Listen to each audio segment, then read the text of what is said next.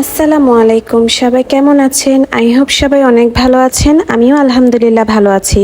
প্রতিদিন সকালে রুটি দিয়ে কি খাবো সেটা চিন্তা করাটা আমার জন্য অনেক বেশি টাফ হয়ে যায়। কারণ আমি যেহেতু ডায়েট করি, আলু জাতীয় কোনো ভাজি আমি তেমন একটা খেতে পারবো না।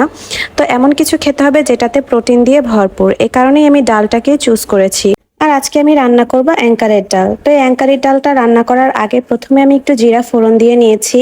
এরপর একটু শুকনা মরিচ আর পেঁয়াজ ভালো করে ভেজে তারপরে ডালটা দিয়ে দিয়েছি।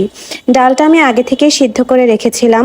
আর এখন আমি এই পর্যায়ে এসে হলুদ আর মরিচের গুঁড়ো দিয়ে দিচ্ছি, সাথে দিয়ে দিচ্ছি একটু ধনিয়া গুঁড়া আর লবণ। ডালটাকে আমি অত ভালোভাবেও সিদ্ধ করিনি, কারণ একেবারে গলে গেলে ভালো লাগবে না খেতে। একটু যদি চাঙ্কি থাকে তাহলে কিন্তু খেতে অনেক ভালো লাগবে। এখন আমি একটু শাক অ্যাড করে দিব। আমার কাছে পালং শাক দিয়ে খেতে ইচ্ছে করছিল, তবে ঘরে পালং শাক ছিল না, তাই আমি কলমি শাক দিয়ে দিয়েছি। কলমি শাক দিয়েও খারাপ লাগেনি, বেশ ভালোই লেগেছে। আর এখন আমি